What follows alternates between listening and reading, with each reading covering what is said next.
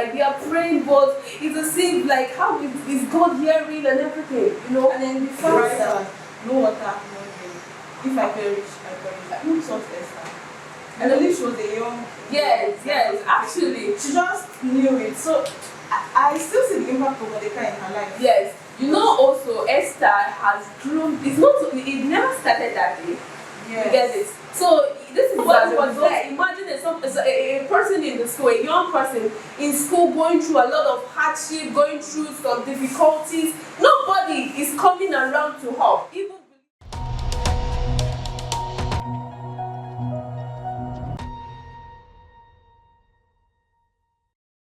Welcome to Bible Bread and Tea podcast. I have with me an amazing guest today.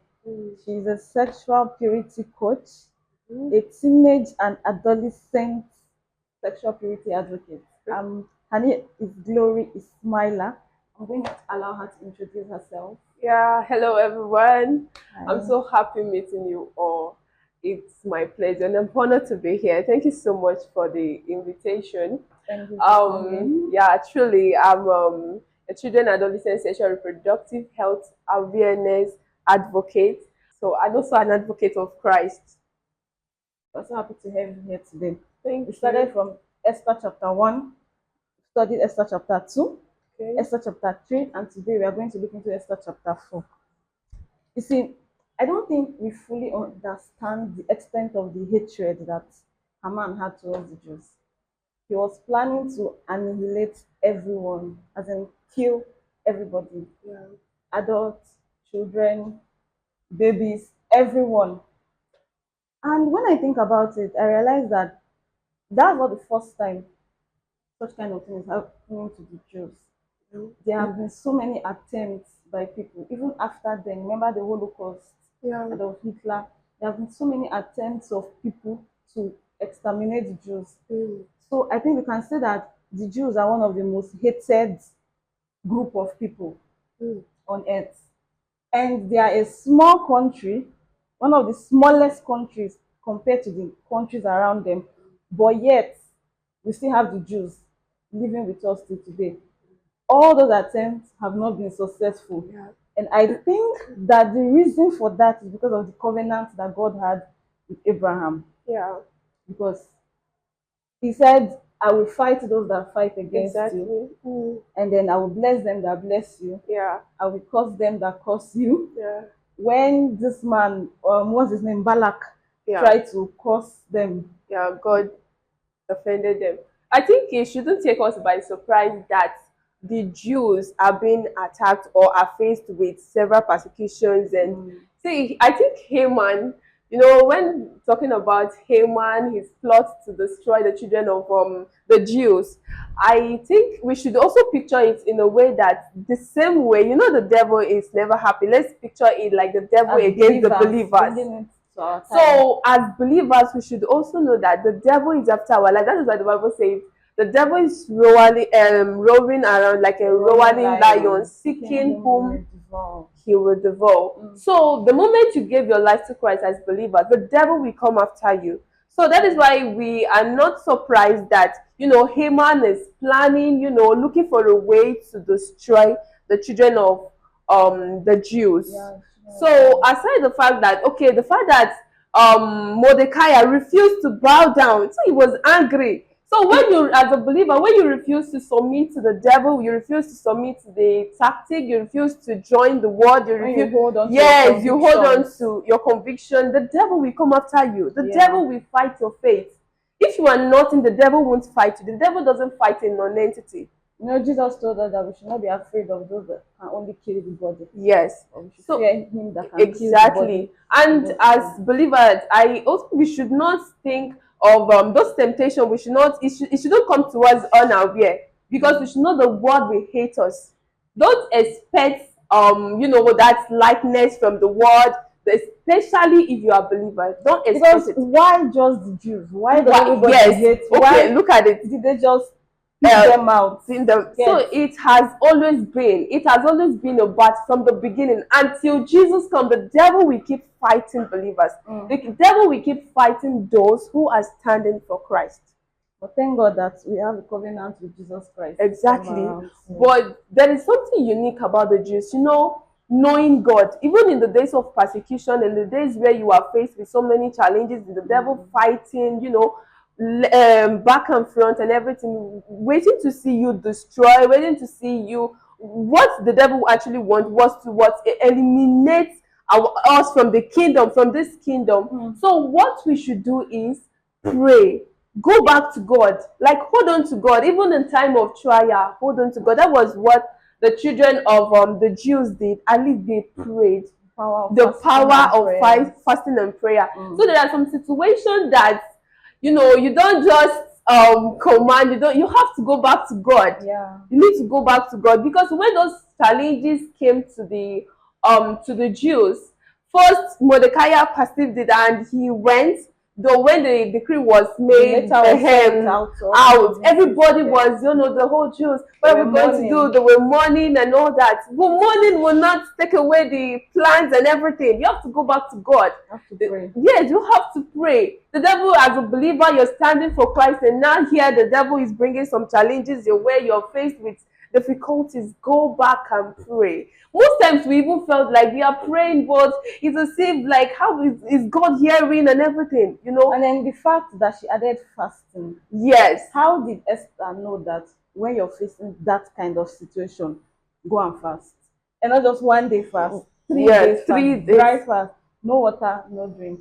If I perish, I perish. Who taught Esther? I believe she was a young yes, actually. She just knew it. So I still see the impact of Mordecai in her life. Yes. Also Esther has grown. It never started that day. Yes. You get it? So this is as a result of a personal connection with God. Yes. She already have that personal connection with God, and she already know how to communicate with God. And I believe even as a young orphan, she has faced a lot. This is not the first persecution she's facing. Like a young orphan growing up with her uncle, and life would have thrown yes. So many situations, I'm sure so many situations have come her way that have made her, develop that thick skin, and that she was ready, like, yes. So it was not the day that problem came. She started learning how to pray. Started learning how to fast. Esther was not a baby Christian. Exactly. So we can say that she knew the way of priesthood. She knew what to do, because she was not saying, okay, maybe I will do this, or maybe I will do that. She just said, okay, we will do this. Fasting, everybody. And then she did it, and it was successful. So we can just use her with that small girl eye. With Esther, the orphan girl. So, and even if she had not been praying, like, she can't go back to God. That's why, as believers, you don't just go to God when you have challenges. No. You don't just go to God. Build a relationship with God that will make heaven recognize your voice. Yes. So that in time of challenges, in time of situation, when you call out to God, God can say, your voice is familiar. Yes, it's familiar to heaven. Who is that? I don't know who yes. this person is. That's only when challenges come, you start running back to God. It doesn't work that way. You have to build a consistent prayer life. Always talk to God. This will give you an edge. This will give you an edge to even go back to go to God when some difficult challenges come. Difficult challenges will always come. Definitely. You can expect it to come. If it doesn't come now, it will come tomorrow. Exactly. If it doesn't come tomorrow, it will come next week. So it's not at that moment when the trouble has landed, you now start saying, oh, where's my Bible? You're looking for the Bible. Let me know how to hear from God. Exactly. Let me know how to build a relationship with God. At that moment, what do you know? What do you have of God? Of God. And do you know how to assess God? David will be like, should I pursue? Should I? Yeah, exactly. When you're facing challenges. And Esther, the favor Esther even got, after then, at least after the prayer, she was able to go to the king, and she find favor. Without prayer, it's not possible. This is a law. Like, nobody there goes in to meet the king except the king sent for the person. So, and this is the person is about to break protocols. See, to break protocols need prayer. Even in every family, in our personal life, there are protocols you need to break. It's not just by wishing, yes, I'm going to do this. Like, you need prayer. You just notice that even in some families, some things may not be working. There are patterns, there are altars. Those altars is not just I'm a believer. It's just not like I'm a new creature. He that is in Christ, the new creature, things have passed away, and now I'm. See, you need to pray. Even the fact that you are born again, said, there are no evil hand will be able to touch me. The name of the Lord is a strong tower. The righteousness of God is like, yes, those promises, yes, those promises are there. God is ever faithful to his promises, and definitely God will keep his promises. But still, you need to pray. Even Jesus said this can go. Yes. So you need to, honestly, you need to pray. Believers need to pray. So we must not neglect the importance of prayer and even corporate prayer. Yes. Esther did not pray alone. Mordecai did not pray alone. They came together. Yes, exactly. And intercede. There are some power of corporate prayer. When believers come together to pray. Exactly. And yeah, there are some situations where, do you know, there are some things you may be going through, some persecutions or trials you may be going through, that you'll be weak to pray.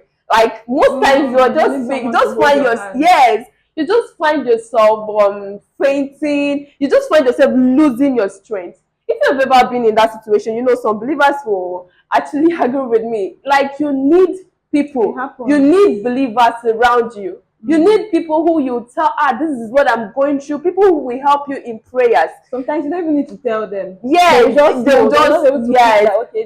is even the power of intercession. You need to intercede for others. The truth is that as believers, we know that we are open to the devil's temptation, the devil's attacks and all that. So we need to pray for each other. The truth is that person you are saying, not that when that sister backslided or when the devil succeeded in pulling the person like Haman is trying to pull the person. Not that after the devil has succeeded, you know, oh, why did this happen? Oh, we trust God with yes. So this sister or this brother shouldn't have fought to the devil. But he was facing those trials and nobody was there. Imagine a person in the school, a young person in school going through a lot of hardship, going through some difficulties. Nobody is coming around to help. Even believers, nobody is coming, no encouragement. And tomorrow, when I was watching a particular movie, a person was narrating, a first class graduate, he was going through a whole lot. He was saying how he was actually confessed how he went into Yahoo and he got himself involved in some other diabolical means to make money. He said life was really hard. He lost his parents, lost his mom, lost his dad. Nobody was there to help. You know, and yes, he was a Christian. He never thought of going into any evil. But he said when life hit him hard, it was his friend that just came advising him, guy, like, you should do this and everything. He said, you blame others when you see them go into something. He said, but you don't know what they went through. And also some people that are in trouble. Like when this guy, what's his name, Herod, arrested James and then he beheaded him. Then he was like, oh, what he did pleased the people. So he wanted to arrest Peter. He arrested Peter again. Exactly. But what the believers did then was that they prayed. Yeah, they prayed. Everybody came together. So you know that corporate power, like everybody is in charge, and then let's say one person's prayer can power a room. Exactly. And then imagine 1,000 people's prayer. What it will be able to do. That's coming together to pray and intercede. That's why prayer is very important. Like pray for one another. You don't know what this other person is going through. You don't know their challenges. Pray for others. And also, we also see that Esther was able to influence even the maids in the palace to join her in prayers. That is to show that she actually have a good influence on them. Imagine if she had gone to the palace and, you know, she's feeling big, you know, she's feeling and, you know, looking down on everybody. Just minding her business. She was preaching to them because they were not Jews. They were not, but they joined in the prayer. Yes. So they joined in the prayer. That is like we should our relationship with others matters. With others. In fact, I didn't being Esther was wicked to the maids. I'm sure when those you know plans came up, they would have been happy. At least finally, let them even destroy this queen that is always giving us trouble in this palace. Even the intermediary between Esther and Mordecai. Exactly. Yes, they were the ones. They will be the ones that will go. That is to show that truly Esther had a good relationship with them. Good relationship with them. She was able to bring them to God. Exactly. And then I'm sure they knew she was a Jew. Yeah. They kept her secret. and yes, everything. So our influence them from relationship Jesus with Christ. others really matters. Esther's purpose in the palace at that time, Mordecai had told her before, Yeah. don't tell anybody that you're a Jew. Yeah. So I'm not imagining if she had told them that she was a Jew at that time, would she have been selected as queen? They may have been at Yes. like, no, she's not. No, yes, definitely. So that was the reason why. But now it was time for her to reveal her identity. Yes, exactly. And it was a perfect time because her people were facing death. Death. Like death was looking at them in the eyes like this. And so it was a perfect time. So it was a good thing that she did her identity all that period. Yes. And also talking about having believers in places of authority. Yeah. Because if Esther wasn't there, you know what we said, for such a time as this. Yes. That is verse 14 of the book of Esther chapter 4. So actually, you know, it's very important. Most times you don't, wherever God has placed you as believers, either in some strategic positions, offices, other things, you are not just there because of yourself.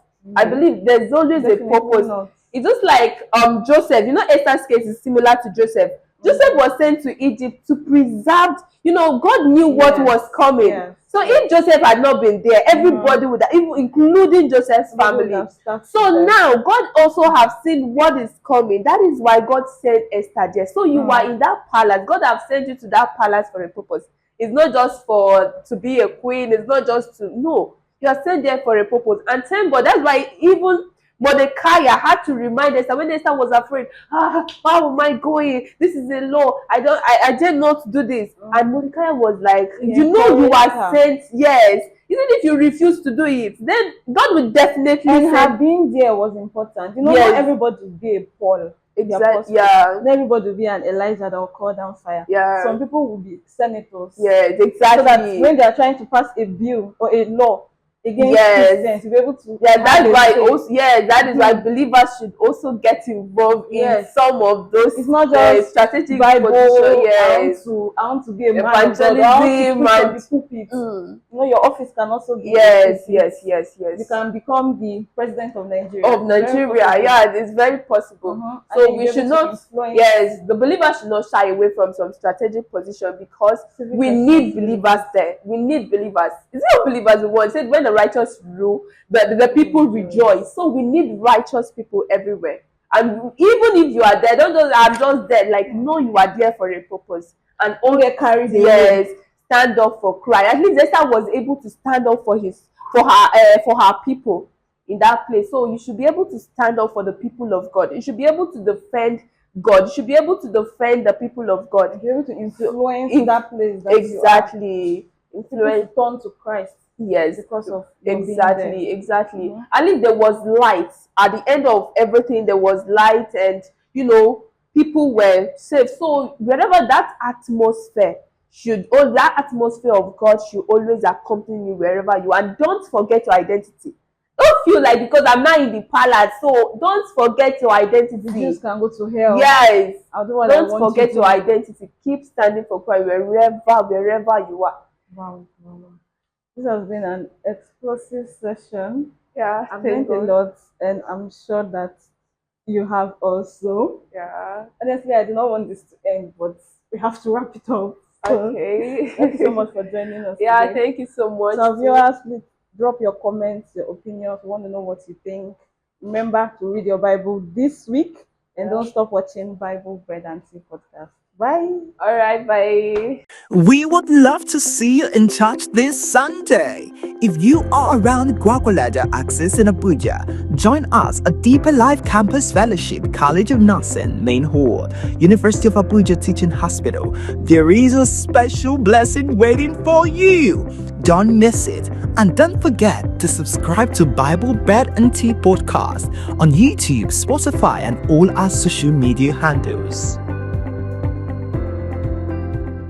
Thank you for watching. Please make sure to subscribe to this channel for more edifying and inspirational content.